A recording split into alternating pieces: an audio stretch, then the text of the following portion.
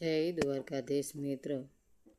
જે દિવસે મારી દીકરીએ મારા હાથમાં 3 કરોડવાળું બેગ કાર્ડ મૂક્યું અને ધીમેકથી કહ્યું, માં હવે છૂટાછેડા લઈ લો, તે જ દિવસે મને ખબર પડી કે મારા પતિ 14 વર્ષથી બીજી સ્ત્રી અને એક દીકરાને પાળી રહ્યા હતા. મેં 28 વર્ષ સુધી જે માણસને મારા દેવતા માન્યા હતા તે કોઈ બીજા ઘરમાં પિતા બનીને જીવી રહ્યો હતો. હું તૂટી નહોતી. પહેલાં હું સન થઈ ગઈ, પછી મારી અંદર કંઈક એવું જાગ્યું જે કદાચ લગ્નના દિવસે જ મરી ગયું હતું. મારું નામ સાવિત્રી મિશ્રા છે. ઉંમર 52 વર્ષ. હું કાનપુરના એક જૂના મહોલ્લામાં રહેતી હતી, જ્યાં સવારે મંદિરની ઘંટડી, દૂધવાળાનો અવાજ અને પડોશણની ચાની સુગંધથી શરૂ થતી હતી. મારા પતિ રાજીવ મિશ્રા કપડાના હોલસેલના બિઝનેસ કરતા હતા. હંમેશા કહેતા, સાવી, ધંધો બહુ અઘરો છે, પૈસા આવે છે પણ ટકતા નથી. મેં ક્યારેય શંકા નહોતી કરી. મેં તો મારા સપના પણ તેમના હિસાબે વાળી લીધા હતા. નવી સાડી જોઈતી હોય તો ખુદને કહેતી, આવતી દિવાળીએ. ચંપલ તૂટતી તો દોરાથી સીવી લેતી. રસોડામાં ઘી ઓછું પડતું તો બાળકોના પરાઠા પર લગાવી દેતી. પોતાના માટે સૂકી રોટલી રાખી લેતી. અમારી દીકરી મીરા જ્યારે 18 વર્ષની થઈ તો ભણવા માટે મુંબઈ જતી રહી. હોશિયાર હતી, ઓછું બોલતી હતી, પણ આંખો બધું વાંચી લેતી હતી. તેણે આર્ટર્ડ એકાઉન્ટન્સી કરી, પછી એક મોટી ફાઇનાન્સ કંપનીમાં નોકરી કરી લાગી ગઈ. હું તેને જોઈને ખુશ થતી હતી, પણ પોતાના ઘરની હાલત જોઈને ક્યારેક શરમ પણ આવતી હતી. એક દિવસ તે કહ્યા વગર ઘરે આવી ગઈ. હાથમાં સૂટકેસ, ચહેરા પર થાક અને આંખોમાં એવો બોજ જેવો કોઈ દીકરી પોતાની સાથે રજાઓમાં નથી લાવતી. માં, થોડા દિવસ અહીં જ રહીશ. મેં શ્રીમદ સાથે કહ્યું, અરે વાહ, મારી દીકરી આવી ગઈ. આજે તારા માટે બટાકાના પરાઠા બનાવીશ. તે રસોડામાં આવી, ડબ્બા ખોલ્યા, ચોખ્ખા માપ્યા, ગેસ પાસે રાખેલી મારી જૂની બંગડીઓને જોઈ, જેમના 2 તૂટેલી હતી. રાત્રે જમતી વખતે તેણે તૂટેલો સોફો જોયો. માં, આ ક્યારથી આવું છે? હમણાં ચાલે છે? શું ચાલે છે? માં, સોફા, ચંપલ, તારી દવા, તારી ઈચ્છા. હું ચૂપ થઈ ગઈ.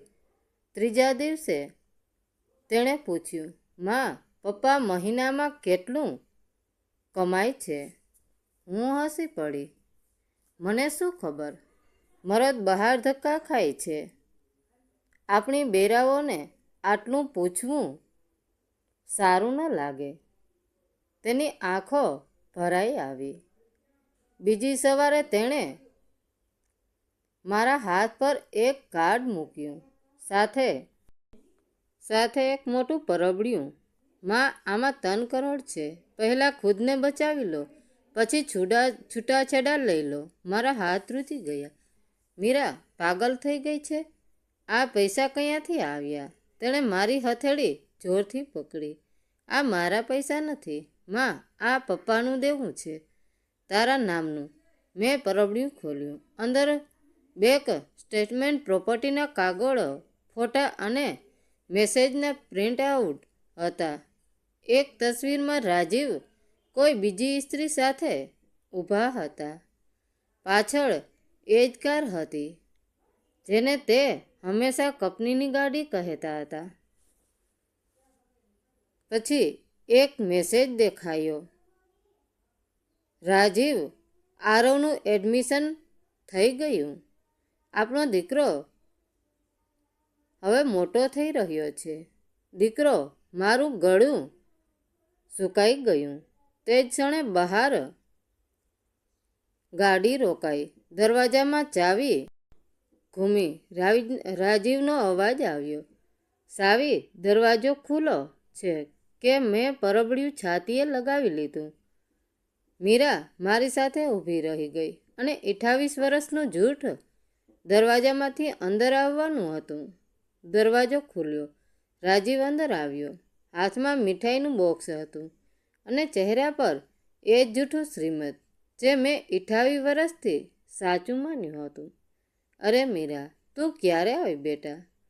રાજીવે પૂછ્યું, પણ મીરાએ કોઈ જવાબ ન આપ્યો.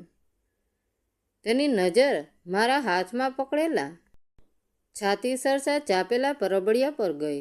સાવી, એક ગ્લાસ પાણી તો લાવ. બહુ થાક લાગ્યો છે. આજકાલ ધંધામાં બહુ ટેન્શન રહે છે. તેણે હંમેશાની જેમ બહાનું કાઢ્યું અને પેલા તૂટેલા સોફા પર બેસવા ગયો. પણ આજે હું પાણી લેવા રસોડામાં ન ગઈ. મેં ધીમેકથી ચાલીને એ પરબડિયામાંથી પેલી ઇસ્ત્રી અને આરોનો ફોટો કાઢ્યો અને રાજીવના ખોળામાં ફેંક્યો. આ તારું ટેન્શન છે, રાજીવ, કે તારો નવો ધંધો?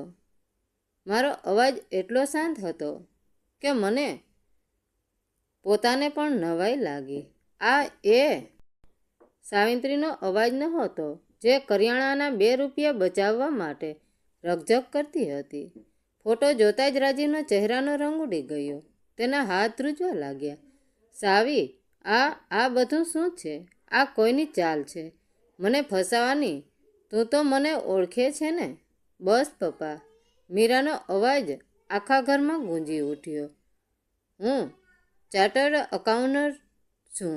તમારી કંપનીના બધા નકલી ખાતા, મુંબઈના એ આલિશાન ફ્લેટની રજિસ્ટર અને આરવની ઇન્ટરનેશનલ સ્કૂલની ફી રિફેક્શન બધું જ મેં મારા હાથે કઢાવ્યું છે. તમે 14 વર્ષથી બેવડી જિંદગી જીવી રહ્યા છો. માં ને ભિખારી બનાવીને તમે ત્યાં બાદશાહ બનીને રહો છો. રાજીવ ગુસ્સામાં ઊભો થઈ ગયો. તું તારા બાપ પર જાસૂસી કરે છે અને તું સાવી, તું આ છોકરીની વાતોમાં આવી ગઈ? આ ઘર મારા પૈસાથી ચાલે છે. ભૂલતી નહીં. મીરાએ ટેબલ પર પડેલું પેલું 3 કરોડનું બેંક કાર્ડ ઉઠાવ્યું અને રાજીવની સામે ધર્યું. તમારા પૈસા, પપ્પા, જે કંપનીના નામે તમે બ્લેક મની છુપાવ્યું હતું, તેમાં માનું નામ લીગલી પાર્ટનર તરીકે હતું. મેં કાનૂની રીતે માના હકના 3 કરોડ રૂપિયા એ કંપનીના ખાતામાંથી ટ્રાન્સફર કરી લીધા છે. આ પૈસા એ 30 વર્ષની મજૂરીનો પગાર છે જે માએ આ ઘરમાં કરી છે. રાજીવ સસ્તબંધ રહી ગયો.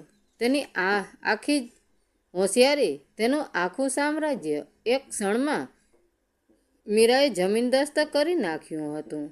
તેણે મારી તરફ જોયું. હવે તેના ચહેરા પર ગુસ્સો નહીં પણ બનાવટી લાચારી હતી. તે મારા પગ પાસે બેસી ગયો. સાવી, ભૂલ થઈ ગઈ. માણસ છું, ભટકી ગયો હતો, પણ હું એ બધું છોડી દઈશ. આપણે ફરીથી શરૂઆત કરીશું. મેં તેની આંખોમાં જોયું. ત્યારે મને હવે કોઈ દેવતા નહોતો દેખાતો, બસ એક કાયર અને સ્વાર્થી માણસ દેખાતો હતો. મેં મારા પગ પાછળ ખેંચી લીધા. 28 વર્ષ સુધી મેં મારા સપનાઓને તારા ધંધાના ટેન્શનના નામે બાળી નાખ્યા. રાજીવ, મારી બંગડીઓ તૂટેલી રહી, પણ મેં તારો વિશ્વાસ ન તૂટવા દીધો. પણ તે માત્ર મારો વિશ્વાસ જ નહીં તોડ્યો, તે મારું અસ્તિત્વ ભૂંસી નાખ્યું. હું સીધી ઊભી રહી અને દરવાજા તરફ આંગળી ચીંધી. હવે કોઈ માફી નહીં મળે. તારો સામાન હું કાલે સવારે તારી એ કંપની ગાડીમાં મોકલાવી દઈશ.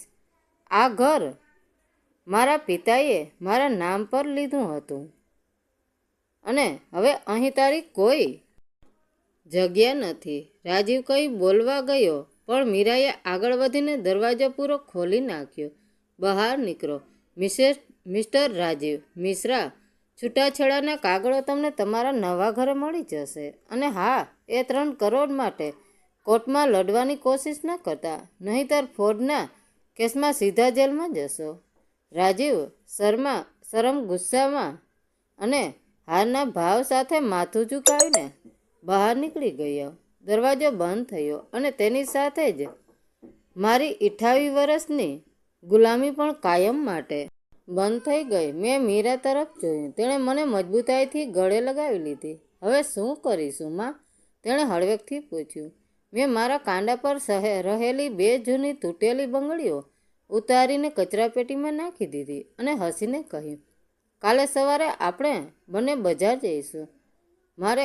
મારા માટે નવી બંગડીઓ લેવી છે અને એક નવો સોફો પણ. આજે એ ઘરમાં એક પત્ની મરી ગઈ હતી, પણ એક આઝાદ સ્ત્રીનો જન્મ થયો હતો. મિત્રો, વાર્તા કેવી લાગી? સારી લાગી હોય તો કોમેન્ટ કરીને જરૂર જણાવજો. ધન્યવાદ મિત્રો.